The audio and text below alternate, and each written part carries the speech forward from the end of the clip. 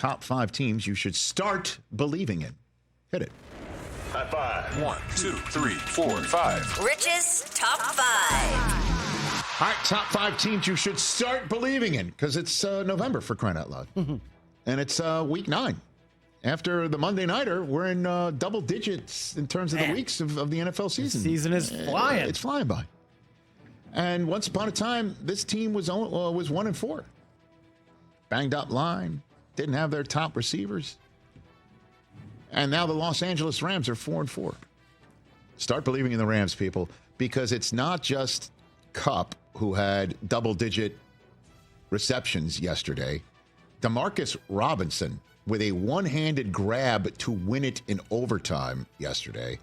And in overtime, that, to be very honest with you, the Rams shouldn't have been in, but the Seahawks and Geno Smith just, no matter how many times they might turn it over or have mistakes, they just can't be broken sometimes. Well, JSN was awesome yesterday. Off the hook. Yeah. Incredible. So the Rams didn't have Puka Nacua because Sweet Puka got ejected. Sweet Puka. Got ejected for retaliating and throwing a punch. Go figure that. So no Puka, but folks, there's a new defensive star in the league. I think is he the defensive rookie of the year right now? He is the betting favorite by Jared a Verse. considerable margin. Yeah. Another Les Snead Golden find. That dude is everywhere. Out of Florida State. He was a game wrecker. So, and then Fisk also, the teammates from Tallahassee. You're not going to replace Aaron Donald with one guy, but you can with two. That's right. And that's what they're doing with these two kids. So the Rams are 4-4, and start believing them.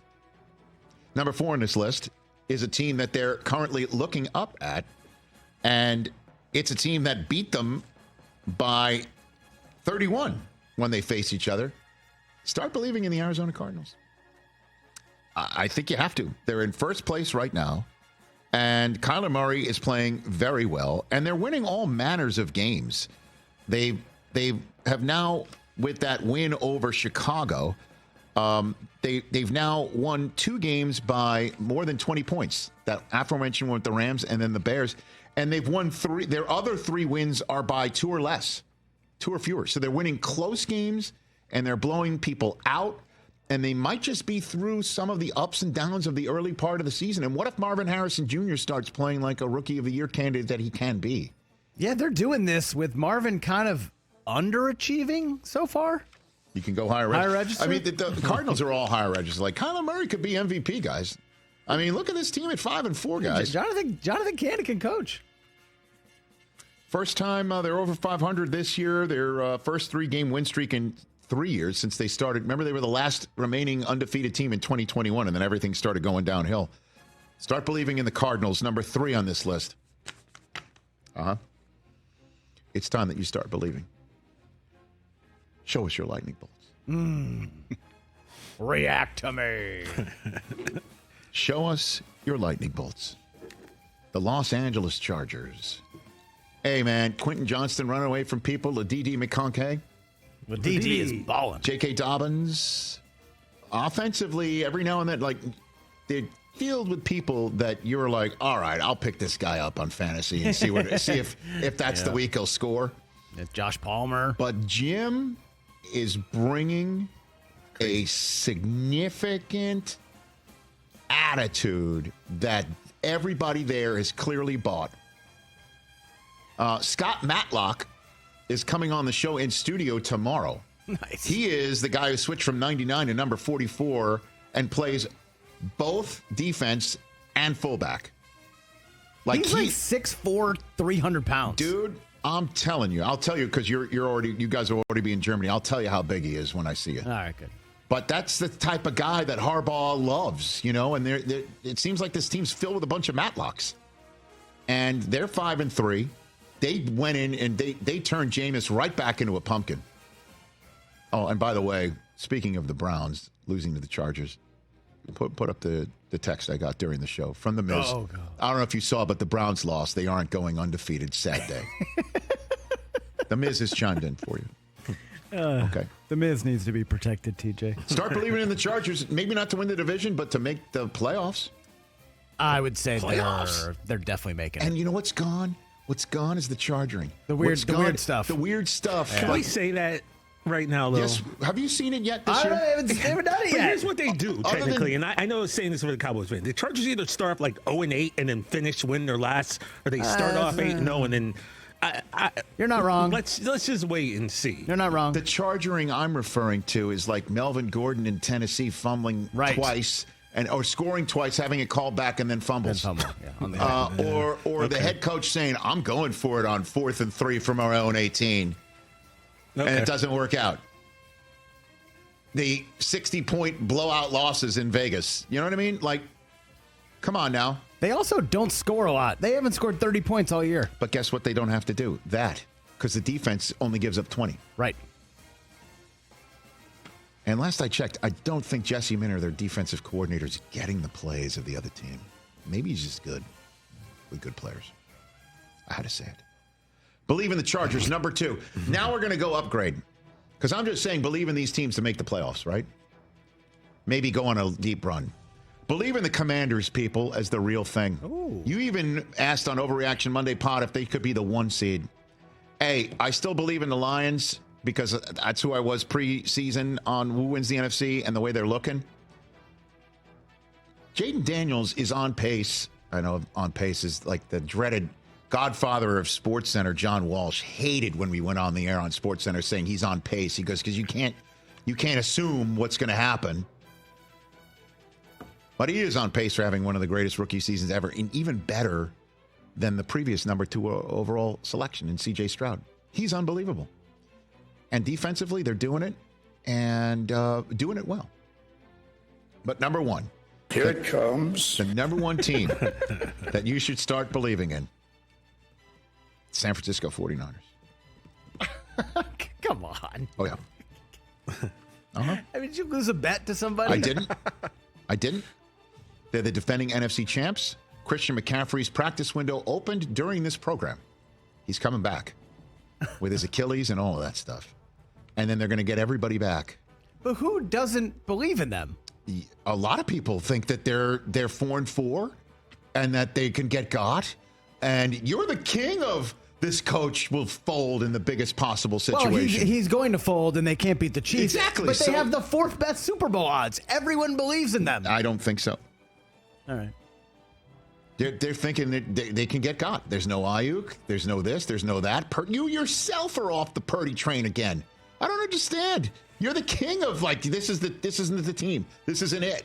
They've got a hangover from the NFC Championship season. You know, they got in the Super Bowl. Anybody who loses in the Super Bowl, let alone in the overtime of the Super Bowl, they're finished. I can't decide if I like the Purdy ride or I don't like the Purdy ride. That's what I'm saying. Right? You're not believing. I'm telling you, believe. I don't believe that. I mean, he's proving my point while pushing back on it.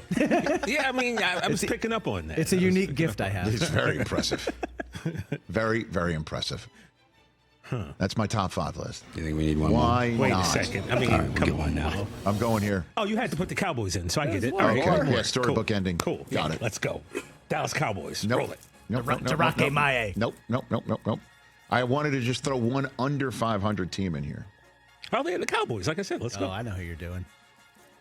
I'm going Cincinnati Bengals. Yeah, you are. Come on. Yeah, you are.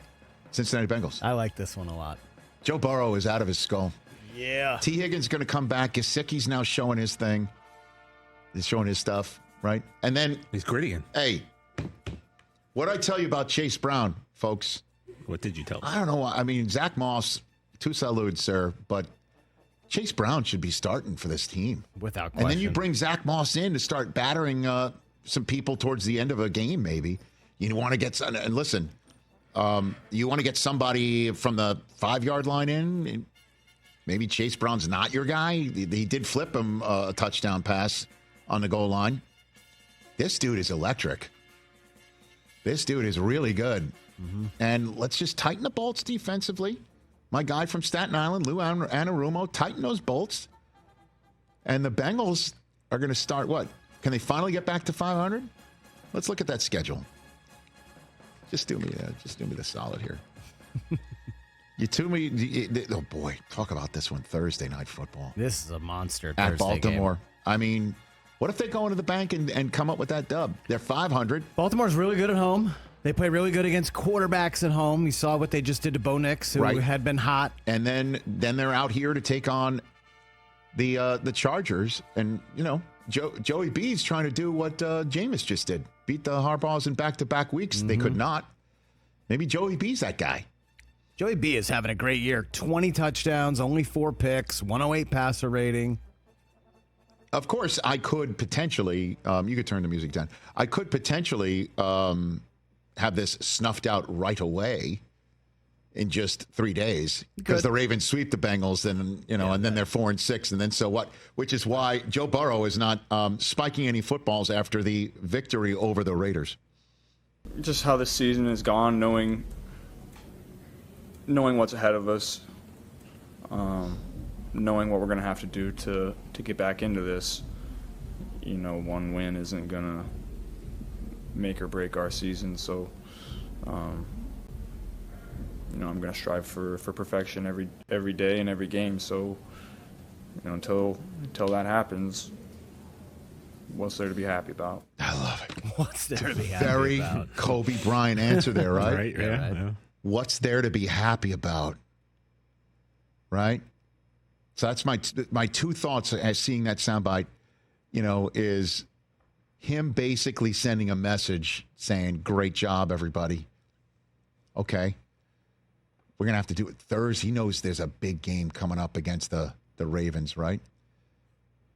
That's my first thought when I see that soundbite. My second thought is, how in the world did his parents leave him at home when they flew off to Paris? How the hell did that happen?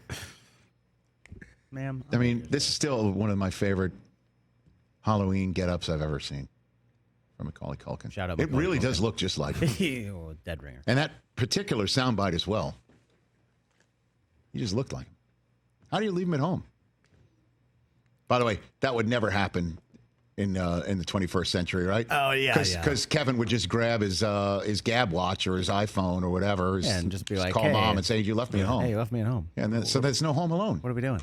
Catch the Rich Eisen Show every single day on the Roku Channel, 12 to 3 Eastern, for free.